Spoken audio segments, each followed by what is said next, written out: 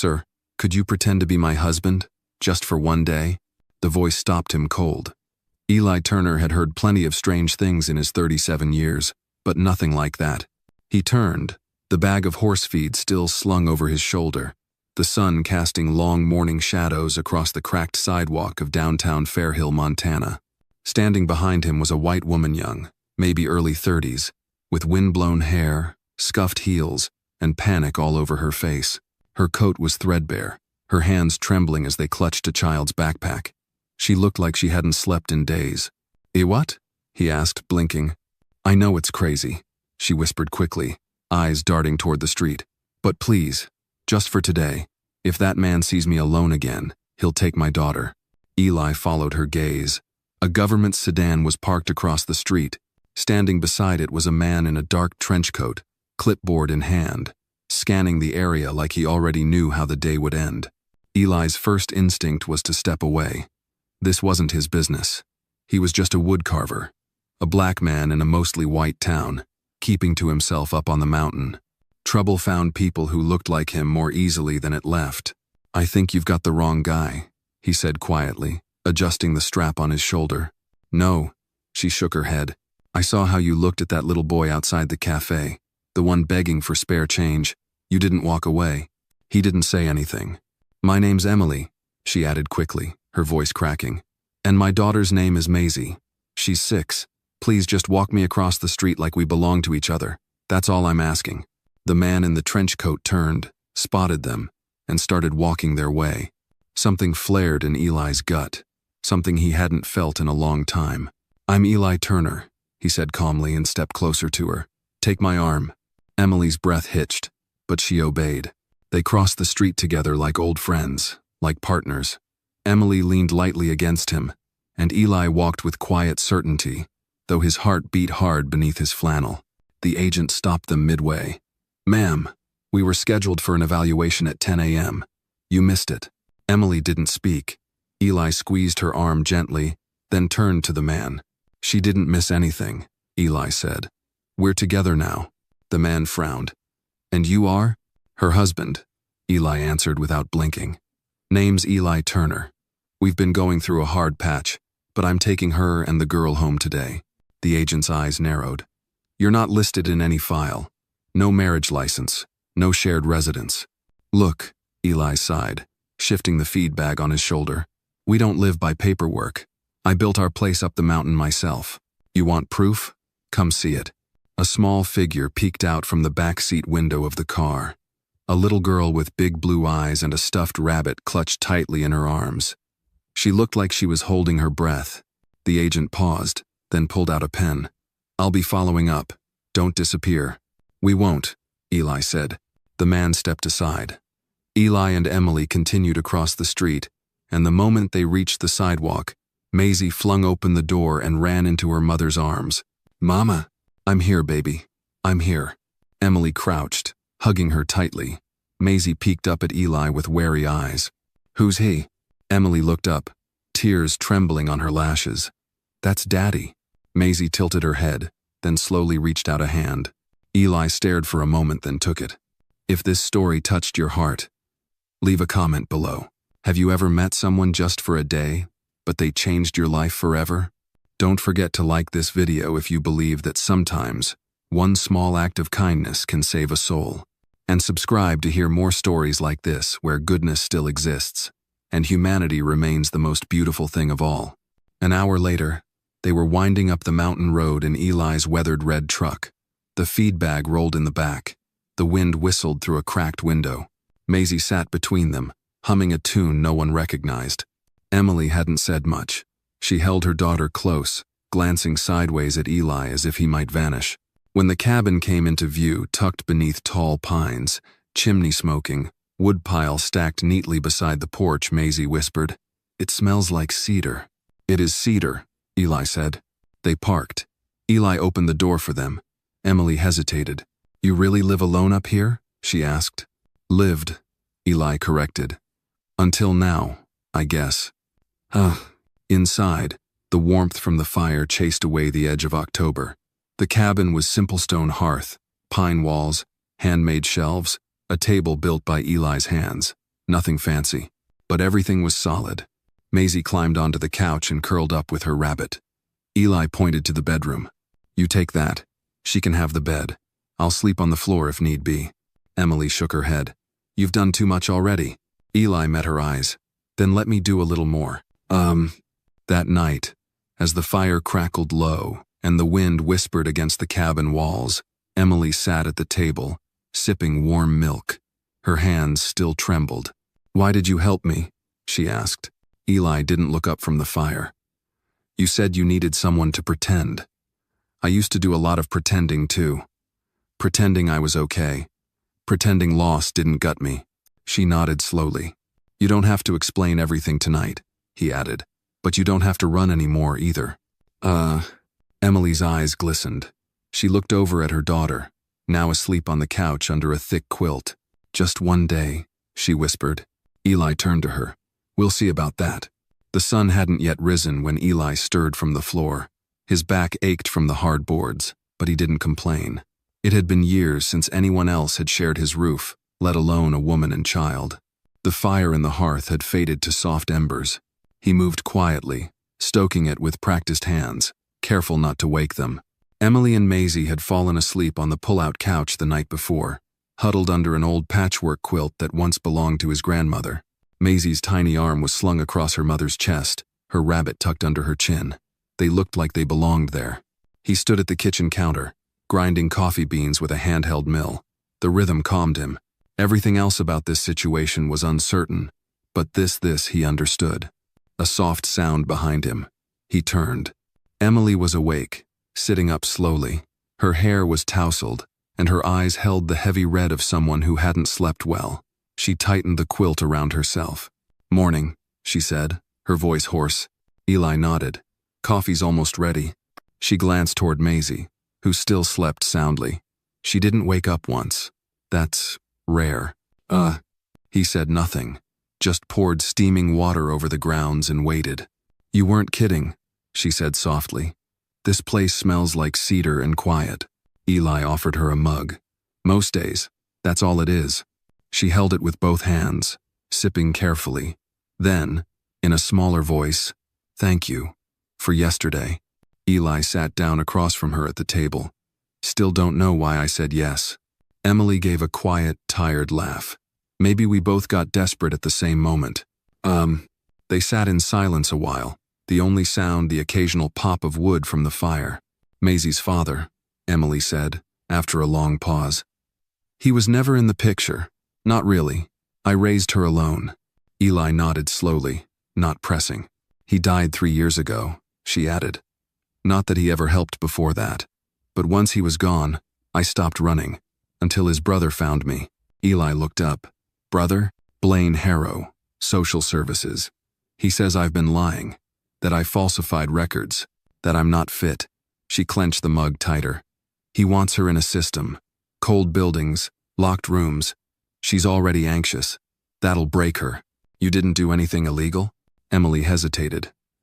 I might have bent some truths to keep her safe. Moved around, used a friend's address, but I never hurt her, never neglected her. I just didn't trust the system. Eli leaned back in his chair, studying her. I don't either. She looked relieved at that. But you brought me into something I don't fully understand, he added. And I need to know everything if I'm going to keep this going. She nodded. You will. I'll tell you everything. Just give me a little time. Eli looked down at his calloused hands, thinking. Then he stood. I've got chores to do. You can stay here with her. There's cereal in the cupboard, milk in the cooler, wood piles out back if the fire dies down. Emily looked like she wanted to say more, but she just nodded. Okay. He stepped out into the morning air. The sky was painted in bruised lavender and silver, a soft fog curling along the tree line. His boots crunched frost as he walked toward the shed to fetch his tools. His mind kept drifting back to the look in her eyes, the quiet desperation, the fierce protection. He knew that look. Had seen it in the mirror years ago when he'd buried his brother. Loss carved deep, and once it settled in, it didn't leave easily.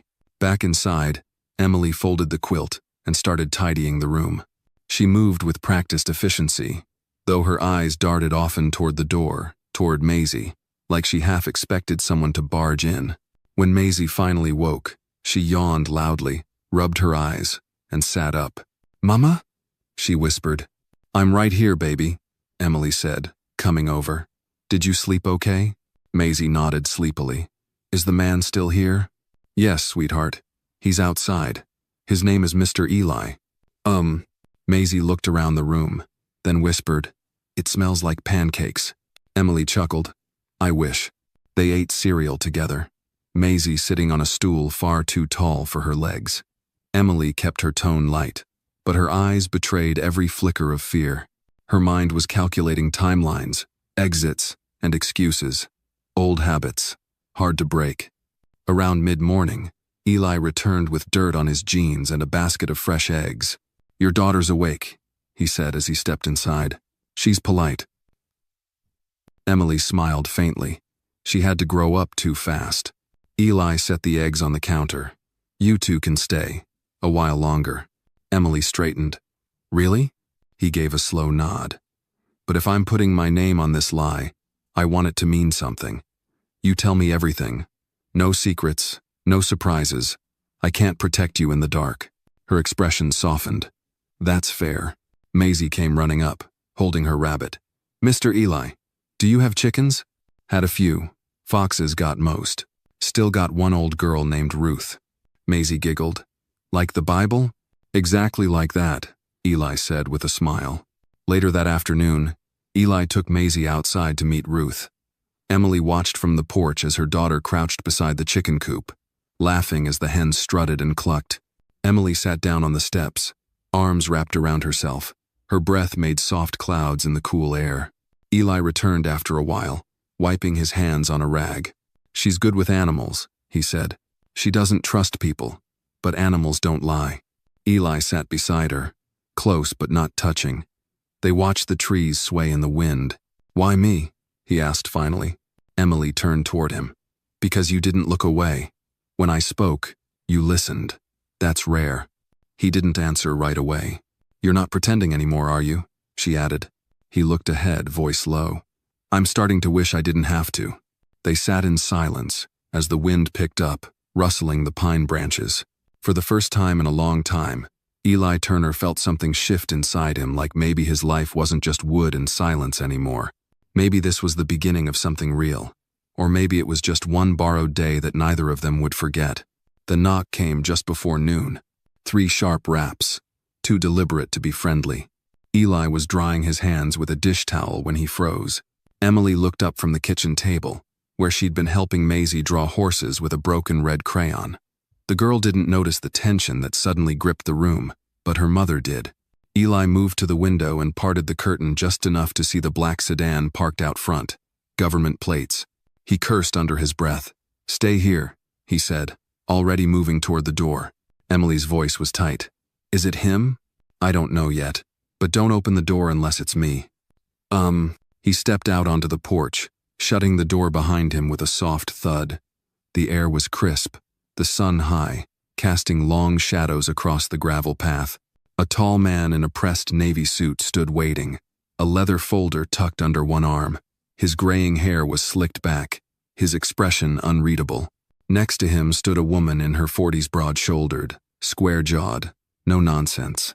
She wore dark sunglasses and carried herself like someone used to getting answers.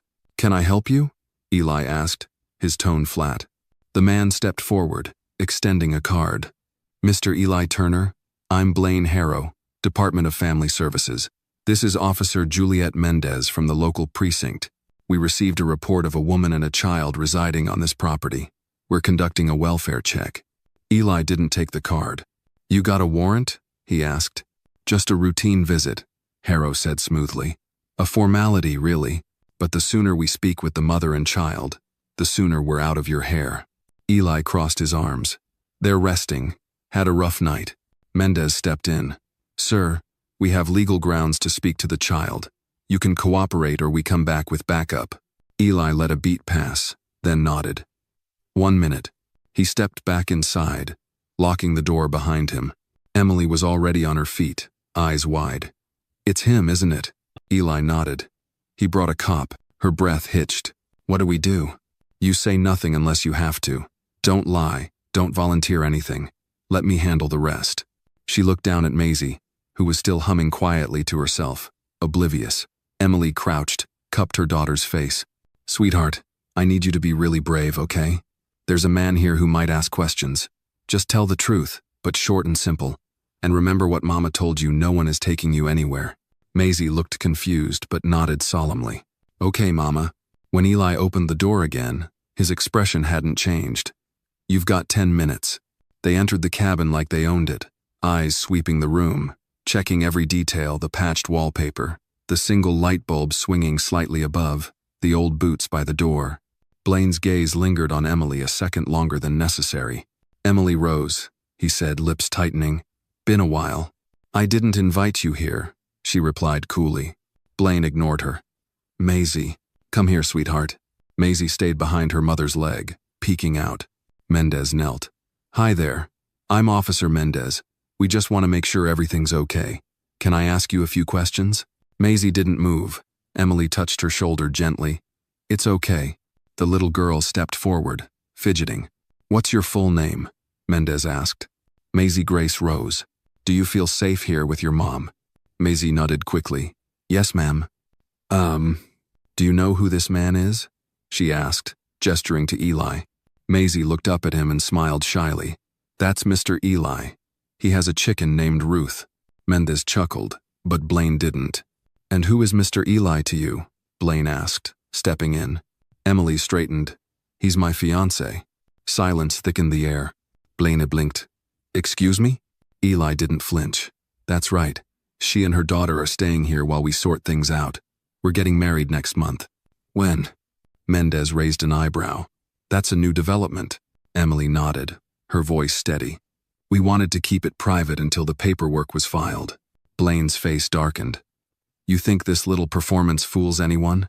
Eli stepped forward, his tone ice. You're on my land, accusing a woman of lying to protect her child. She's done nothing wrong. If you had anything solid, you'd have come with a warrant. Mendez shifted uncomfortably. That's enough for now. But Blaine wasn't finished. You're putting this girl in more danger by dragging a stranger into it. If something happens, Eli's voice dropped to a low growl. If something happens, it'll be because you keep showing up where you're not wanted. Blaine turned to Emily. This isn't over. I will be back. She met his eyes with fire in hers. Then I'll be ready. They left soon after, doors slamming, tires spitting gravel. Inside the cabin, Emily collapsed into the nearest chair, her hands trembling. Eli stood by the window, watching the sedan disappear into the woods. You didn't have to do that, she said. Yeah, I did. She looked up at him. He's not going to stop. No, Eli said. But neither am I. Maisie came over and climbed into her mother's lap. Emily hugged her tightly, burying her face in the girl's hair. Outside, the wind picked up again, whistling low through the trees. Eli sat across from them, fingers steepled under his chin. This wasn't just about protecting a stranger anymore. It was about standing his ground. And for the first time in years, he knew what it felt like to have something worth fighting for. That night, the wind howled louder than usual through the pine trees. The old cabin creaked and groaned, like it was remembering something it had once tried to forget. Eli sat at the kitchen table, nursing a chipped mug of coffee long gone cold. Across from him, Emily was silent, staring at the wall but not really seeing it. Her hands were wrapped around a blanket, pulled tight to her chest. Maisie had fallen asleep hours ago in Eli's bed, clutching Ruth the chicken's feather like it was a magic charm. Neither of them had spoken much since Blaine and Officer Mendez drove away. You okay? Eli asked, finally breaking the silence. Emily blinked, then nodded slowly. Yeah, just remembering. He waited. She took a breath. When Maisie was born, Blaine didn't even show up at the hospital. I named her alone, raised her alone. But the moment I tried to leave, to start fresh, he suddenly wanted control. He doesn't want her, Eli said. He wants to punish you. Emily nodded. He's always been that way. It's not about love, it's about ownership. Eli leaned forward. You ever press charges? File a report? I did once. He paid off the officer, claimed I was unstable, said I was making it all up. Even had a psychologist from his circle declare I was emotionally unfit. Eli muttered a curse under his breath. She looked up at him then, her eyes clear despite the exhaustion. I don't know why you're helping me, Eli. You barely know me. Maybe not. But I know what it looks like when someone's being hunted, he said. And I don't like bullies. Silence settled again, not cold this time, but quiet like shared understanding. The next morning, Emily woke early. The smell of bacon and fresh cornbread filled the air. She walked into the kitchen to find Eli flipping pancakes, a soft hum escaping his lips. You didn't have to, she started. I was up anyway, he said. Figured we could use something warm. Maisie ran in a moment later, barefoot and laughing, chasing a small wooden car Eli had carved for her the night before. For a while, the cabin felt like a hominid, a hideout. But peace never lasted long. Around noon, the phone rang. Eli glanced at the caller ID. No number. He picked up.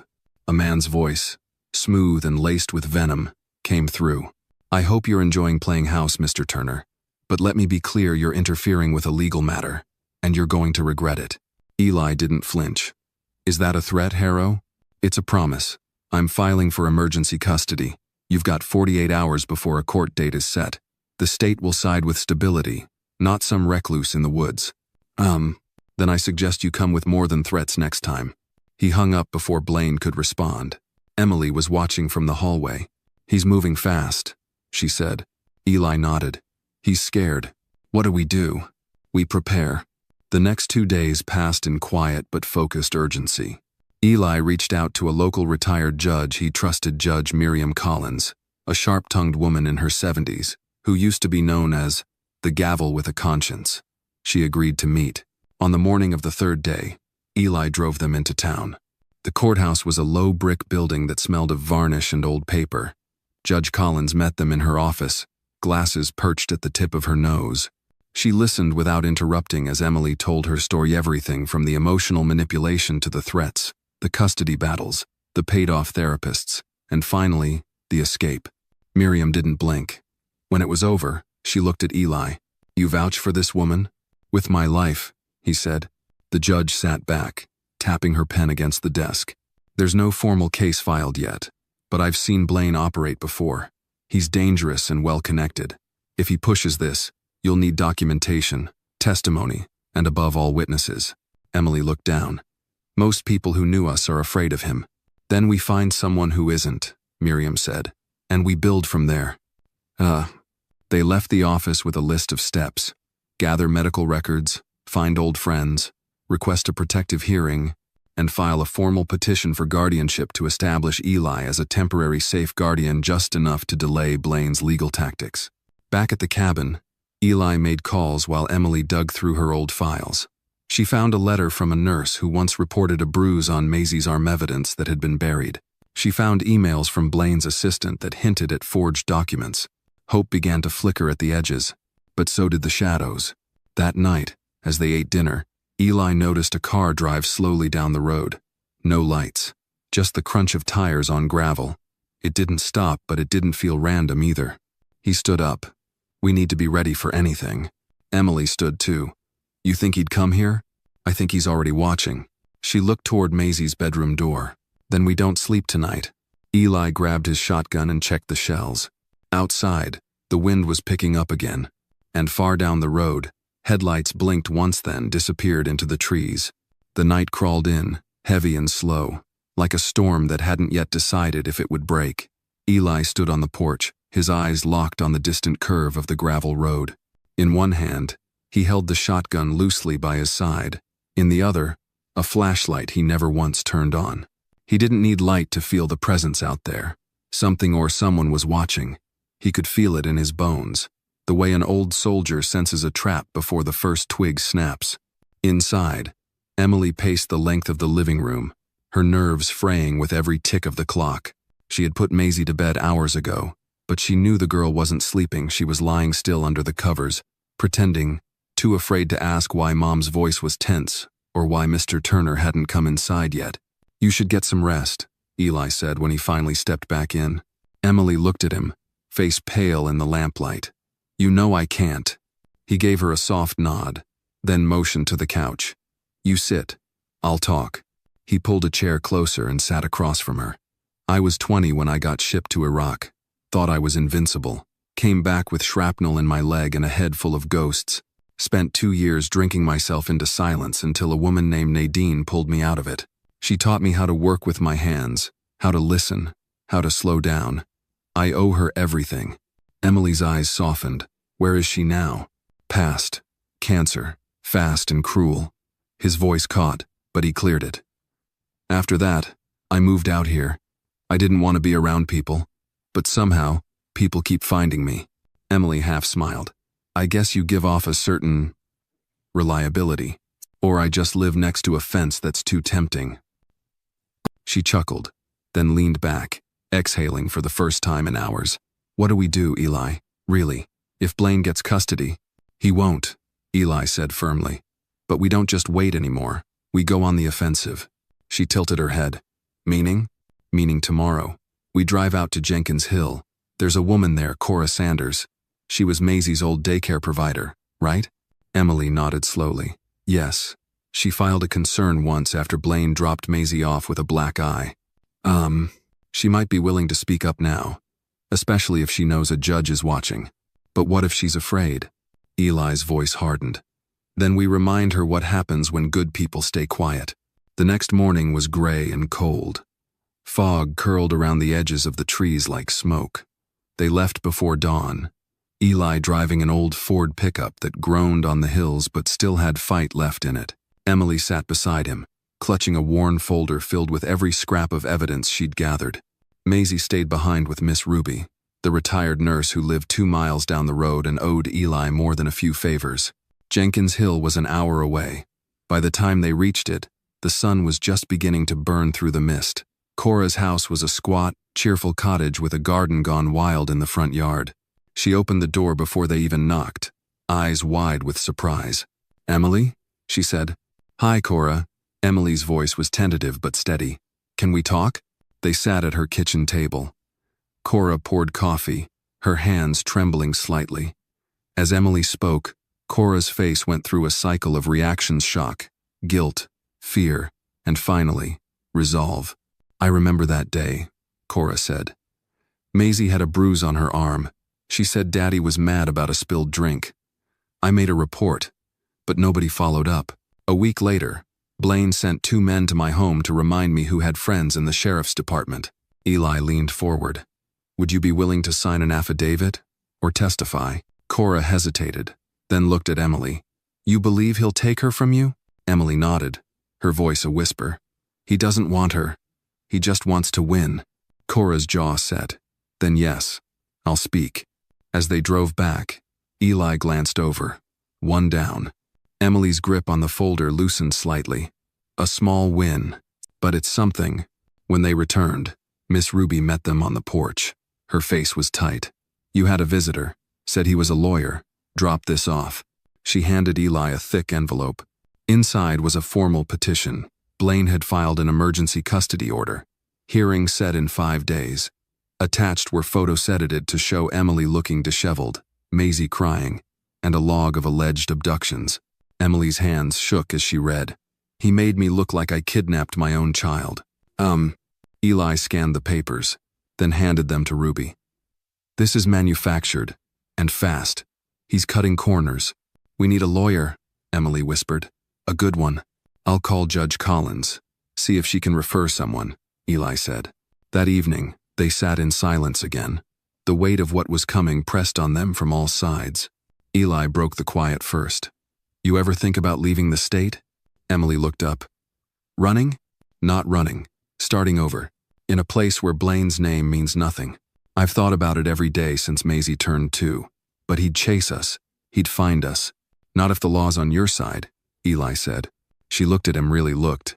Why are you still here, Eli? This isn't your fight.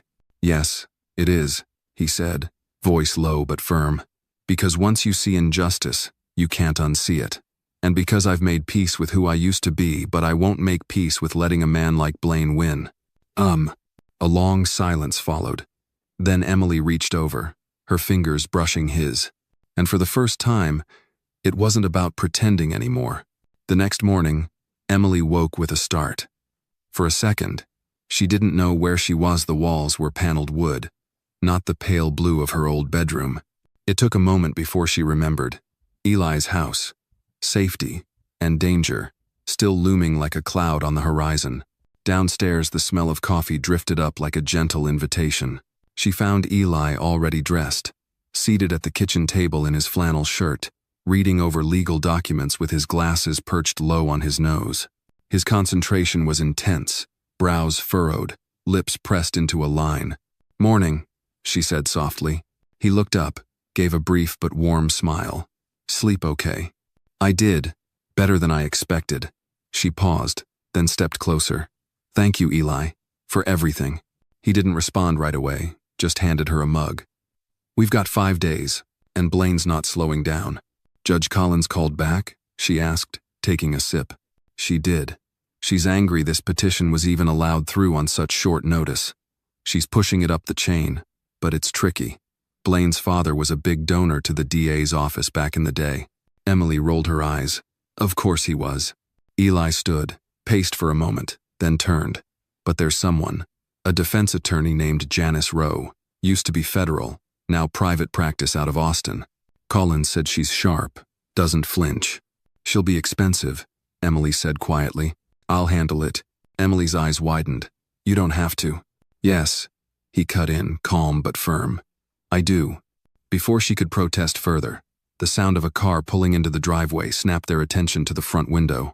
A sleek black SUV. Government plates. Emily's stomach dropped. Who? The door knocked. Not a knock. A rap. Confident. Controlled. Eli answered it. A tall black woman in a navy suit stood with a badge held forward. "Agent Denise Harper, Department of Child Protection, Special Investigations." Emily's throat went dry. "Two didn't call anyone." "No," Agent Harper said. "But someone did. And when we get anonymous tips involving a potential misuse of emergency custody petitions, we investigate." They let her in. She asked questions sharp, but not cruel. She asked about Maisie's bruises from 2 years ago, about Blaine's business records, about a certain complaint filed by Cora Sanders that had mysteriously disappeared. Then she asked, "And who's the man listed on your daughter's school paperwork as father figure?" Eli stiffened slightly. Emily glanced at him. Then she spoke. "That was my idea, not his. We were trying to buy time, so Maisie could stay enrolled without triggering another investigation. She's finally stable." Agent Harper tilted her head. "You're not married?" "No," Eli answered calmly. "And yet you signed consent forms for medical care and school pickups." "I did," he said, "because I was there. Every single time Blaine didn't show. I made sure that child got what she needed, and I'll keep doing it, no matter what title I do or don't have." There was silence for a beat. Then Agent Harper clicked her pen. "We're pulling Blaine's records. His emergency order will be reviewed by the ethics board. I can't promise what the judge will decide, but I'll make sure the truth makes it to the hearing."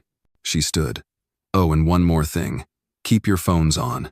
If Blaine retaliates, call me directly. He has a history, and we're not blind to it anymore." After she left, Emily collapsed into the nearest chair. That woman, she was like a hurricane. Eli grinned. "The good kind." They spent the rest of the day gathering evidence, every photo, every voicemail, every scrap of documentation Emily had ever saved. Eli made digital copies. They called Janice Rowe, and by late afternoon, she was on speakerphone, voice crisp, direct, and oddly comforting.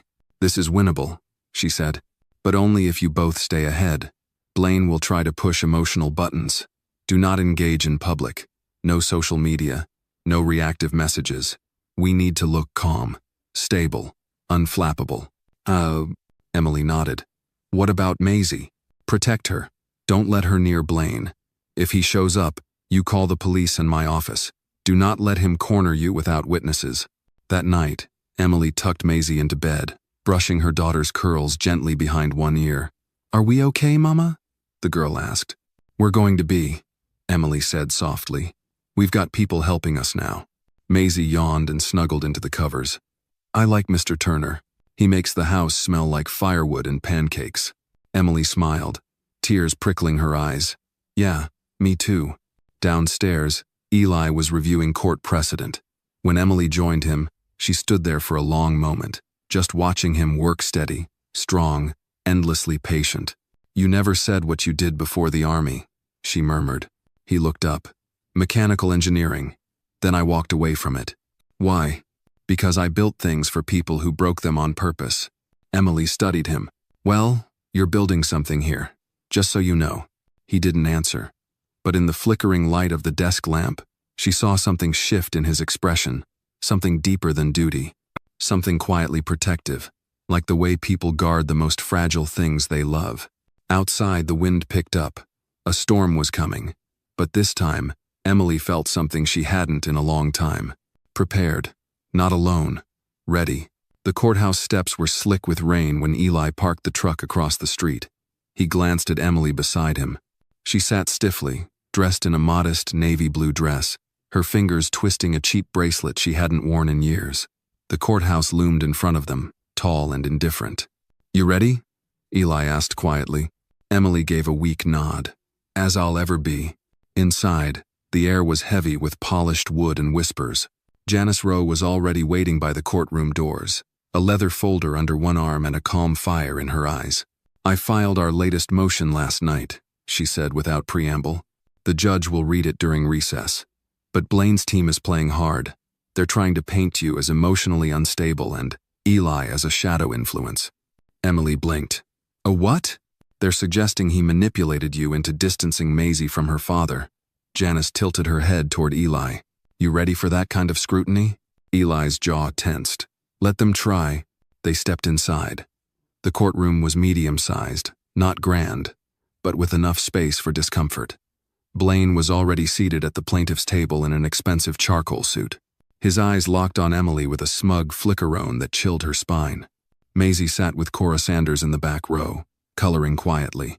Agent Harper was seated nearby, her sharp gaze scanning every face. For once, Emily felt the power shift in the room, just slightly. The judge entered. "All rise." What followed was 3 hours of back and forth. Blaine's lawyer, a lean, smirking man named Huxley Granger, tried everything, questioning Emily's past mental health records, citing old medication prescriptions, even implying Eli and Emily's relationship was improper. Janice stood like steel. "Improper? Are we living in 1960, counselor?" She presented medical records, photographs of bruises Blaine had dismissed, Maisie's school performance reports showing drastic improvements after Emily left him. She even played a voicemail Blaine had left 3 months ago. Angry, slurred, threatening. Judge Harrow's face darkened at that one. But then Huxley turned to Eli. "Mr. Turner, you have no legal guardianship over the child, correct?" "No, sir," Eli replied. "And yet you picked her up from school on multiple occasions. She called me when Blaine didn't show up. You don't find that unusual?" "I find a 6-year-old waiting alone outside a locked school door unusual," Eli replied, his tone level but firm. There was a murmur from the gallery. Huxley pressed harder. "Mr. Turner, were you ever romantically involved with Miss Harper prior to this arrangement?" "Number. Have you developed romantic feelings for her since?" Janice stood. "Objection, Your Honor." "Relevance?" Judge Harrow raised a brow. "Sustained." But the question hung in the air. Emily's cheeks burned, and she dared not look at Eli. During a break, she found herself in the hallway, alone with her thoughts. Rain tapped against the high windows like fingers trying to break in. She leaned her forehead against the cool marble wall. "You okay?" came a voice behind her. "Eli." She turned, trying to smile. "I hate all of this. I know." There was a pause. Then she said, barely above a whisper, "He made it sound like loving you would be something shameful." Eli didn't move, didn't speak, but his eyes deep and unreadable searched hers. "Would it?" she asked, heart pounding. He exhaled slowly. "Emily, I'm not here to be someone else's shame. But if this is real, if this becomes something more, it has to survive outside courtrooms and custody battles." She looked down. "I know. I didn't expect all this." He offered his hand. Not romantic. Steady, like always. She took it. Back in the courtroom, Janice had her closing argument ready. She didn't raise her voice. She didn't need to. "Your Honor, the question today is not about titles or bloodlines. It's about safety. It's about history. It's about a child who, when afraid, calls not her father but the man who showed up, again and again. She turned briefly to Blaine. This court doesn't owe Mr. Blaine Harper a second chance at redemption, not when he hasn't earned it. When the judge recessed to deliberate, Emily sat quietly beside Eli in the hallway. No one spoke, not even Maisie, who had fallen asleep against Cora's arm. An hour later, they were called back. Judge Harrow's voice was even unreadable. After reviewing testimony, evidence, and the full history of the parties involved, I am making the following ruling. Emergency custody is hereby terminated. Full legal custody of Maisie Harper shall remain with her mother, Emily Harper, until further proceedings require otherwise. Emily's breath left her body like air from a balloon. Judge Harrow wasn't done. Furthermore, this court formally censures the conduct of Mr. Blaine Harper in misrepresenting his circumstances. Any attempt to further petition this court without demonstrable change will be viewed as contempt. Blaine stood, his face mottled with fury. He opened his mouth to speak, but Agent Harper was already on her feet. "Mr. Harper, a word," she said coldly. Outside, the room emptied slowly, but Emily couldn't move. Not until Maisie ran into her arms. "You're not going anywhere, baby," Emily whispered, crying openly now. "We're okay." Janice patted Eli on the shoulder. "You held up better than most clients I've had." He gave a small smile. "We're not done yet, are we?" "No," she said. "But this was a damn good start." Outside, the rain had stopped. The clouds began to lift, pale sunlight slipping through like a quiet promise. Eli opened the truck door for them. Maisie climbed in, still clutching her coloring book. Emily hesitated, then turned to him. "Thank you." He shook his head. "You don't owe me that." "I know," she said, "but I still mean it." They stood there for a beat longer. Then, quietly, Emily reached out and took his hand again, not out of desperation this time, but choice. And maybe, just maybe, the beginning of something else. The air felt different after the ruling, not lighter, not exactly, but clearer, like the storm had passed even if the clouds still lingered. Back at the house, Emily stood in the kitchen stirring a pot of soup, the rhythmic motion grounding her while Maisie watched cartoons in the next room. She glanced over her shoulder every now and then, still half waiting for someone to rip away the calm. Trauma had its own clock. It didn't reset just because a gavel came down. Eli had stepped out to pick up groceries, insisting they needed something celebratory but responsible, which apparently meant strawberry shortcake and lemon iced tea. He returned an hour later, soaked from a brief drizzle and holding a paper bag like it contained treasure. Maisie bolted to the door. "Did you get marshmallows? For the cocoa or your victory parade?" Eli asked with a grin. "Both." He handed her the bag. Emily watched from the kitchen doorway, her arms folded but her heart more open than it had been in months, maybe longer. Later, as Maisie dozed off on the couch, curled beneath a blanket with the television humming in the background, Emily and Eli found themselves on the back porch. The air was cool and damp, and crickets sang from the tall grass beyond the fence. A soft light poured from the kitchen window behind them, casting their shadows long across the floorboards. Emily held a mug of tea, cradling it like armor. "Do you ever wonder if peace like this can last?" Eli leaned back in the old rocking chair, one leg stretched out, his voice low. "I stopped asking that question a long time ago. Now I just try to hold on to the good when it shows up." She nodded slowly. "I keep waiting for Blaine to pull something else." "He might," Eli admitted. "But now he knows he's not the only one in the ring." She smiled, just a flicker. "That's not nothing." They sat in silence for a while, broken only by the creak of the rocker and the distant sound of an owl. Emily spoke again, quieter this time. "I didn't plan to fall into anyone's life, you know, let alone yours. I know, but you didn't push me away, even when I brought a storm with me." Eli turned toward her, his expression unreadable but soft around the edges. "Maybe I was tired of calm that never meant anything." She looked at him, really looked at him. The lines in his face spoke of years he rarely spoke of. The calm in his voice wasn't passivity, it was earned stillness.